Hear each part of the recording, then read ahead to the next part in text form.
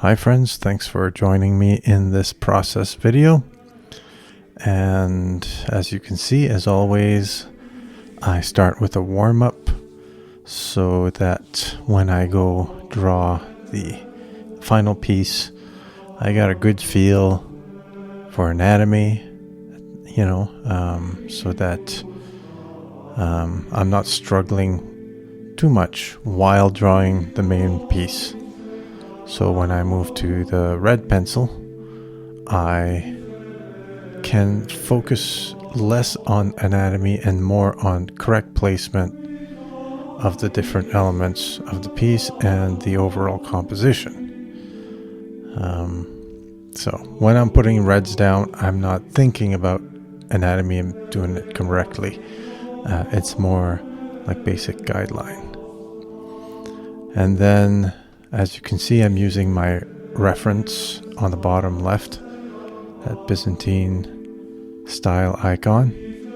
And I start putting down pencils and using the reds as a basic guideline.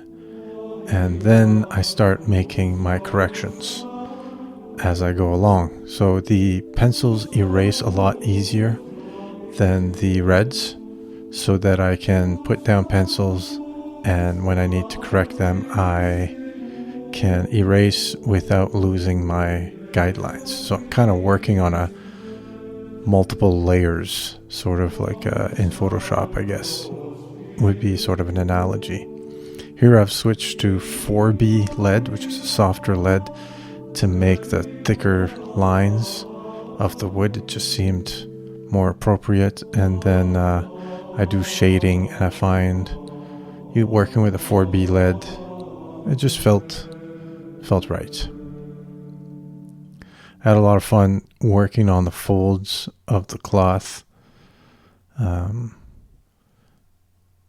lot of flowing lines in this piece. I enjoyed that. So here I put a piece of tape on the eye because I'm using a compass which has a pointed, like a little point, and I didn't want to pierce the drawing. So when I made the halo circle, I did it with pencil, but when it comes to pen, that's permanent. So the sped up part of the drawing is actually 7 minutes of me trying to properly center this circle, because it's so important to the overall piece, having the circle at the right place. I feel I did it like half decent. This piece I'm using a mix of micron felt pen, which is not a dip pen. It's it's an ink well, and it dries quickly. So it's like a type of precision felt pen. And here I'm switching to a fine point nib dip pen for the rest of the lines, because the dip pen is more responsive to pressure. It can create lines that go from thick to thin a lot better, and it also puts down like a thicker bead of ink that survives erasing a lot better, which means that there's the end result when I transfer this to Photoshop will be better, higher contrast. So I've switched here to a larger nib to do these flowing lines and some other features on the drawing. I'm not an expert, I'm not a master at all this at this point. So, and mostly I'm going by feel. It seems like this was the right thing to do, and this whole purpose of this piece is to practice different things, to learn from copying the masters of iconography, I guess. The challenge is to have the correct balance between detail and which detail you put in. Scott McCloud, in his book Understanding Comics, does elucidate on this concept of iconography very well, where the more detail there are, in a sense, the less relatable the image is, because it becomes a specific depiction of an exact person. Whereas if there's less detail, we tend to identify with the drawing a little bit more. So the iconographers are masters of that balance. Here I've switched again to the smaller nib to do more fine detail and the little pieces of shading.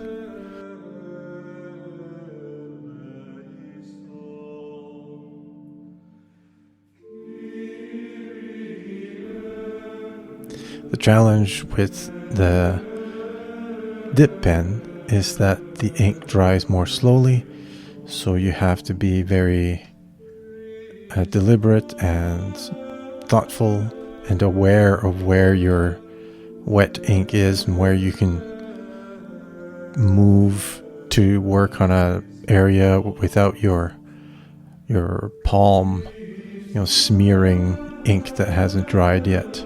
So it's more meditative, I find, for that reason. It requires more presence of mind, and it slows you down into the drawing.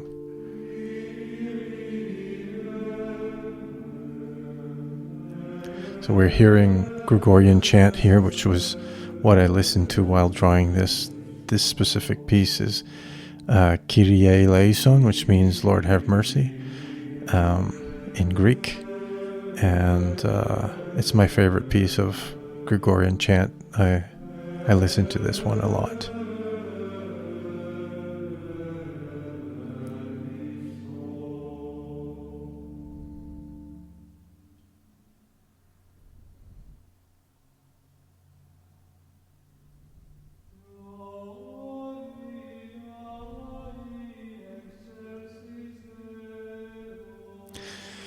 So when I'm done this, I take a photo or scan it, and I take it to Photoshop, and I clean it up, and like little errant pieces of ink, I just erase them. I boost the contrasts,